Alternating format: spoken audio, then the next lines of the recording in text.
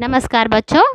आज का हमारे पाठ का नाम है बेटी तुम्हें जन्मदिन की शुभकामनाएं। यह एक पत्र है। यह पत्र कौन लिख रहे हैं? चाचा नेहरू लिख रहे हैं। कहाँ से? नैनी जेल से लिख रहे हैं। किसे लिख रहे हैं? उनकी बेटी इंदिरा को, उनकी पुत्री इंदिरा को लिख रहे हैं। वे जेल में क्यों है? क्योंकि हमारे स्वतंत्रता के लिए, हमारे भारत को आज़ादी दिलाने के लिए जो आंदोलन छेड़ा था, उस आंदोलन में भाग लेने के कारण उन्हें अंग्रेज़ों ने जेल में डाल दिया।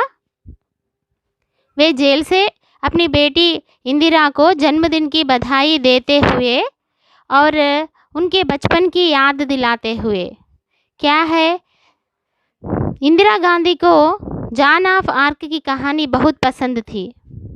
उस कहानी को याद दिलाते हुए उन्हें प्रेरणा देते हैं, अपने देश के लिए बहादुर सिपाही बनने की प्रेरणा देते हुए यह पत्र लिखा गया है। ओके। बेटी तुम्हें जन्मदिन की शुभकामनाएं। नैनी जेल, 26 अक्टूबर 1930। प्रिय इंदिरा, जन्मदिन पर तुम्हें कई उपहार मिलते रहे हैं, शुभकामनाएं भी दी जाती रही हैं, पर मैं इस जेल में बैठा तुम्हें क्या उपहार भेज सकता हूँ? हाँ, मेरी शुभकामनाएं सदा तुम्हारे साथ रहेंगी।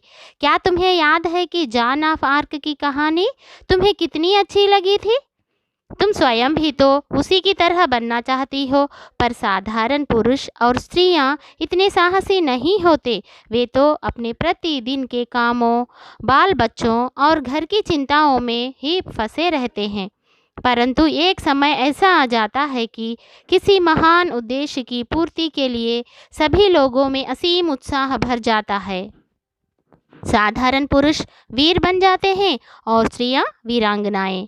आजकल हमारे भारत के इतिहास का निर्माण हो रहा है। बापू ने भारतवासियों के दुखों को दूर करने के लिए आंदोलन छेड़ा है।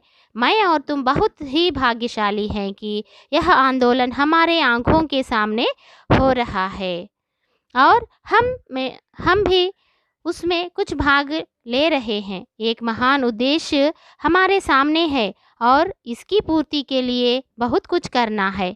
आज सोचना यह है कि इस महान आंदोलन में हमारा कर्तव्य क्या है, इसमें हम किस तरह भाग ले। परंतु जो कुछ भी हम करें, हमें इतना अवश्य स्मरण रखना चाहिए कि हमारे देश को हानि ना पहुँचे।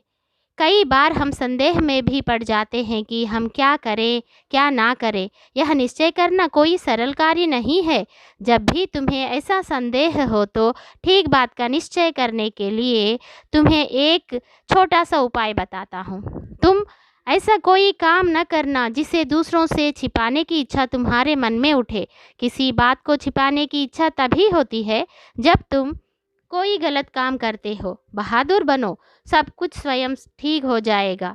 यदि तुम बहादुर बनोगी तो तुम ऐसी कोई बात नहीं करोगी जिससे तुम डरना पड़े या जिसे करने में तुम्हें लज्जित होना पड़े। तुम्हें यह तो मालूम ही है कि बापूजी के नेतृत्व में जो आंदोलन चलाया जा रहा है, उसमें छिपा रखने जैसी कोई बात नहीं है। हम तो सभी काम दिन के उजाले में करते हैं। अच्छा बेटी, अब विदा। भारत की सेवा के लिए तुम बहादुर सिपाही बनो, यह मेरी शुभकामना है। तुम्हारा पिता, जवाहरलाल।